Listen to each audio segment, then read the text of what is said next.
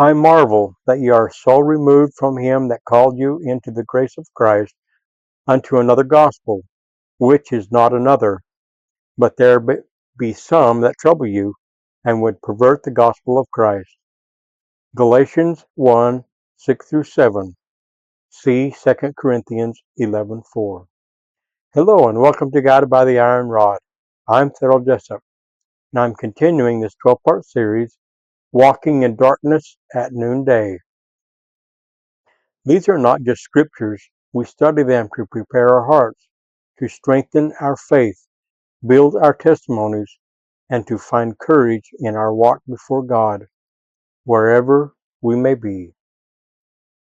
If you're new to this series, I recommend starting at the beginning. I'll leave a link to the Darkness at Noonday playlist in the description so you can catch up easily. If you know someone that might benefit from this, please share it. And remember to like, subscribe, and tap the bell to stay updated. Section 3. When Light Becomes Darkness. Part 6. Apostasy and Hardness of Heart. Apostasy is not born in ignorance.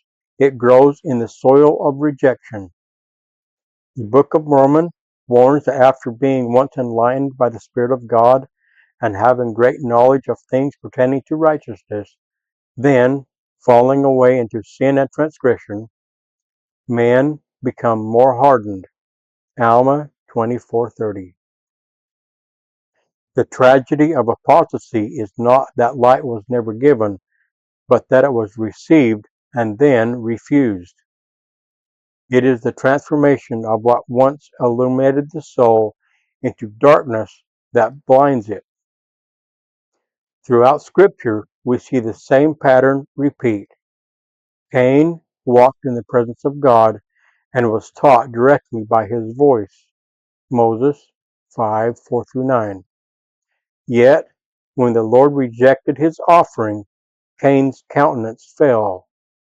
Instead of softening his heart, he hardened it, listened to the adversary, and entered into secret combinations. Moses 5:29-31. His apostasy did not begin with murder. It began with pride. When his offering was not accepted, his pride could not endure correction. In that moment, his heart became the ground in which darkness took root. Apostasy is rarely sudden.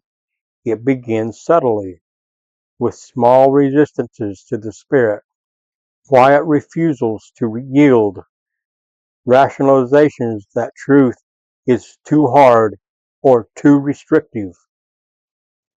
Proverbs teaches, "Happy is the man that feareth always, but he that hardeneth his heart shall fall into mischief."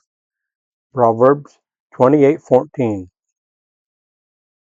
When one begins to resist the light of the Holy Ghost, conscience becomes dim, and what once pricked the heart no longer stirs it. Over time, that numbness becomes spiritual blindness. The Nephite record gives sobering examples. The Zoramites had once belonged to the Church of God, Alma 31:8-10, but they had fallen into great errors. They built synagogues with high pulpits, declaring their spiritual superiority and denying the need for Christ. Their apostasy began with pride, the desire to be chosen and distinct, and ended with full rebellion. As Alma observed, they perverted the way of the Lord. Alma 31:11. The hardness of their hearts was not ignorance.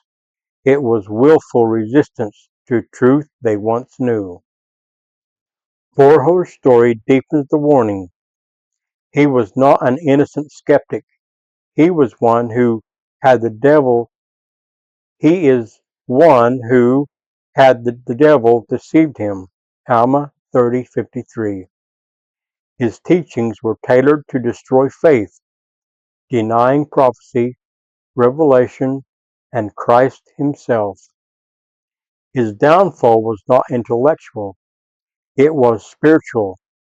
He admitted, I always knew that there was a God, but behold, the devil hath deceived me. Alma 30:52-53. He chose to believe the lie because it appealed to his pride. That is the essence of apostasy. Truth exchanged for the more comfortable deception. Modern revelation defines apostasy not only as rejecting doctrine, but as turning away from covenants. The Lord warned that he that receiveth light and continueth in God receiveth more light, and that light groweth brighter and brighter until the perfect day. Doctrine and Covenants 50:24. But the reverse is also true. That which doth not edify is not of God, and is darkness. Doctrine and Covenants 50:23. When a person stops acting on the light they have received, the light begins to fade. Alma explained, He that will harden his heart, the same receiveth the lesser portion of the word, and he that will not harden his heart, to him is given the greater portion. Alma 12:10. Spiritual progression and regression both hinge on the softness of the heart. The hardness that follows apostasy is more than stubbornness.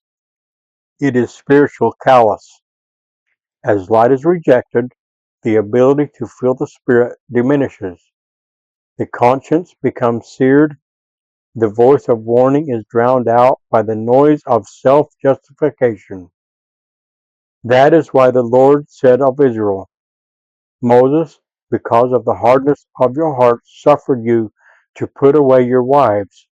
Matthew 19:8. Hardness limits revelation. It constrains blessings.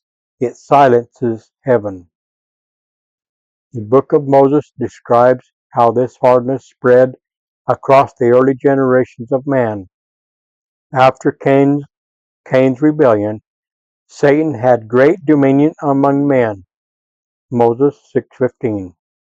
And they formed secret combinations. Moses 5:51.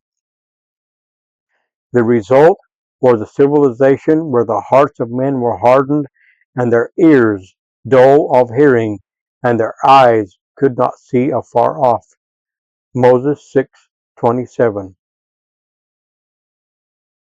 This is the spiritual blindness of apostasy, when vision narrows to the things of the world and the eternal perspective fades. Nephi prophesied that in the last days the devil would lead people by the neck with a flaxen cord until he bindeth them with his strong cords forever. 2 Nephi 26:22. Apostasy often begins with those flaxen cords, harmless compromises, self-justification, intellectual pride, or moral leniency, but they harden into chains when repentance is delayed. What begins as harmless questioning can become open rebellion when the heart refuses correction. The Lord warned through his prophet Nephi that a great and marvelous work would divide all people into two churches, the churches of the Lamb of God and the church of the devil. 1 Nephi 14:7. There is no neutral ground in the war between light and darkness. Those who choose not to act upon revealed truth will eventually lose it. As Alma taught, that same spirit which doth possess your bodies at the time that you go out of this life will have power to possess your body in that eternal world. Alma 34:34.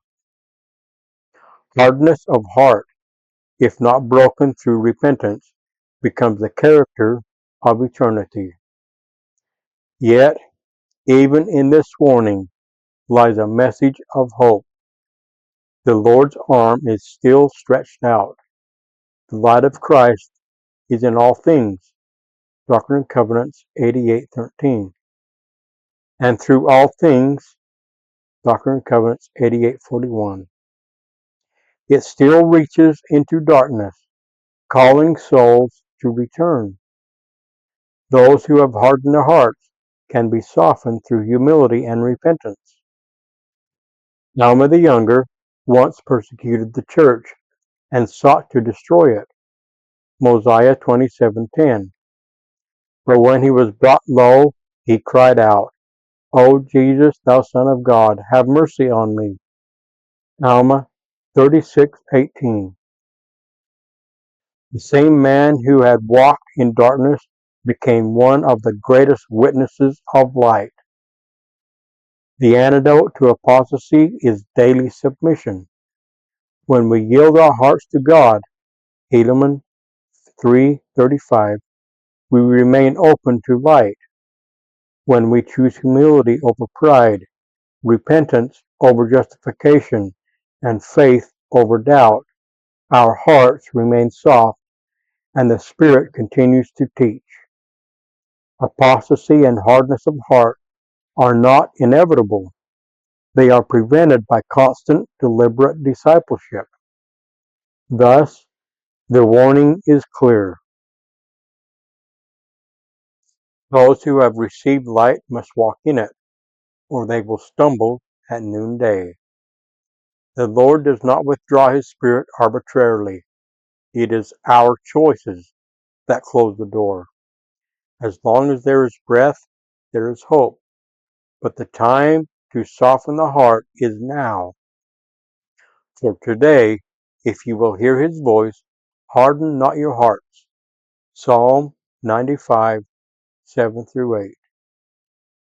In the name of Jesus Christ, knowing I am accountable for how I use His name, amen.